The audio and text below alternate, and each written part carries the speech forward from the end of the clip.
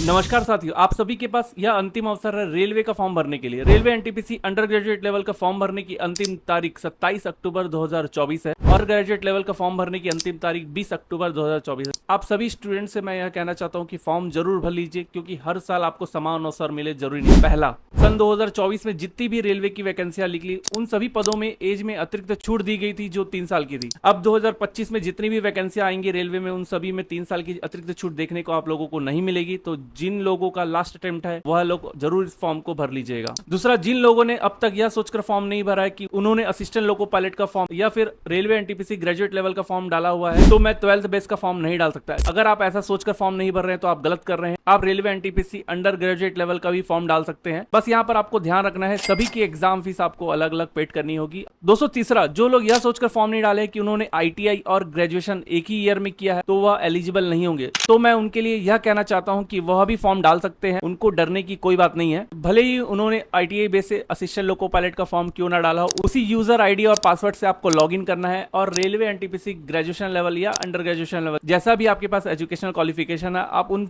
पदों पर भी फॉर्म डाल सकते हैं। बस आपको ध्यान यह रखना है, जब भी आप ग्रेजुएशन लेवल का फॉर्म डाले तो वहां आईटीआई का जिक्र नहीं करना है। केवल 10th 12th और ग्रेजुएशन का डाटा डालिए, फॉर्म सबमिट कीजिए। इसके बाद जब आप एग्जाम क्वालिफाई कर लेते हैं, डॉक्यूमेंट वेरिफिकेशन का टाइम आता है, तो आपको अपने साथ आईटीआई की डिग्री नहीं लेके जानी है। वहां आप केवल 10th 12th और ग्रेजुएशन का ही दीजिए। और अगर आप असिस्टेंट लोको पायलट में क्वालिफाई कर जाते हैं तो वहां आपको ग्रेजुएशन लेवल का डॉक्यूमेंट लेकर जाने की जरूरत नहीं है। वहां केवल आप आईटीआई लेकर जाइए, 10th लेकर जाइए, आपका एजुकेशनल क्वालिफिकेशन ओके हो जाएगा। और जिन्होंने भी असिस्टेंट लोको पायलट का फॉर्म बीटेक से डाला था वह तो बीटेक का मार्कशीट लेकर जाएंगे, और रेलवे एनटीपीसी ग्रेजुएशन लेवल का फॉर्म बीटेक से डाला हुआ तो वह भी बीटेक की मार्कशीट अपने साथ लेकर जाएंगे। चौथा पॉइंट दोस्तों, मैंने बहुत सारे स्टूडेंट्स को नोटिस किया है, उन्होंने फॉर्म भरते समय अपनी मोबाइल से ली हुई फोटोज को, सेल्फीज को अपलोड किया हुआ है पासपोर्ट साइज फोटोज अपलोड करने वाली जगह पर। यह फॉर्म रिजेक्शन का कारण बन सकता है, अपनी सेल्फी को अपलोड करना। दोस्तों, जब भी आप फोटो अपलोड कर रहे हैं तो फोटो सही टाइप की और सही साइज की होनी बहुत जरूरी है। बैकग्राउंड उसका व्हाइट या लाइट बैकग्राउंड पर होना चाहिए, और अपने मोबाइल से खींची हुई फोटो अपलोड मत कीजिए, सेल्फी अपलोड मत कीजिए। बाकी फोटो की साइज और हाइट आपके सामने दिख रही है, और किस टाइप की फोटोज नहीं चलेंगी उनके बारे में डिटेल आपके स्क्रीन पर दिख रही है, और किस टाइप की फोटो आपको अपलोड करनी है अभी आपके स्क्रीन पर चल रही है।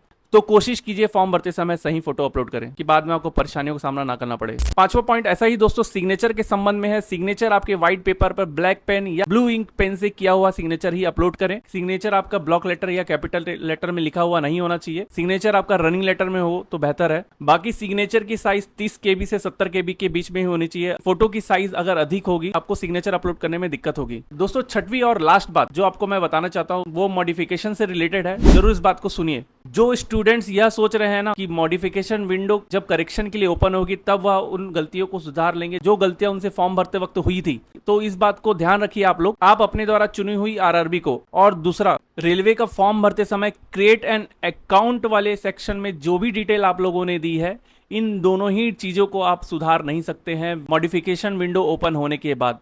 पहला आरआरबी को, दूसरा क्रिएट एन अकाउंट डिटेल को। अब क्रिएट एन अकाउंट में क्या क्या चीजें आती हैं? पहला, पर्सनल इंफॉर्मेशन, आपका नाम, आपके पिताजी का नाम, आपकी माताजी का नाम, आपका डेट ऑफ बर्थ, आपका अपना contact detail, email, phone number को भी आप लोग नहीं बदल सकते हैं। इसलिए फॉर्म भरते समय वैलिड ईमेल आईडी ही दीजिएगा, वैलिड मोबाइल नंबर ही दीजिएगा जो हमेशा चालू रहे एटलीस्ट ज्वाइनिंग तक। तो आप लोगों के मन में अगर करेक्शन के टाइम इन सब चीजों को सुधारने का प्लान चल रहा होगा तो आपका प्लान एकदम फेल होने वाला है। इसलिए दोस्तों, फॉर्म भरते समय हड़बड़ी में ऐसी कोई भी गड़बड़ी मत कीजिएगा कि आपको मानसिक तनाव से गुजरना पड़े, और इन तनाव के कारण आपकी पढ़ाई भी अच्छे से नहीं हो पाएगी, आपकी पढ़ाई में रुकावट पैदा होगी, तो फाइनल सिलेक्शन से आप लोग वंचित रह सकते हैं। तो दोस्तों, जाइए और फॉर्म भरिए। थोड़ा रुकिए, अगर आप लोगों को यह वीडियो काम का लगा हो तो इस वीडियो को लाइक कीजिएगा, अपने दोस्तों के साथ शेयर कीजिएगा, और मेरे इस चैनल को सब्सक्राइब करना ना भूलें। मुझे इंस्टाग्राम पर अगर फॉलो करना चाहते हैं तो मेरी इंस्टाग्राम आईडी ये है, आप वहां जाके भी मुझे फॉलो कर सकते हैं।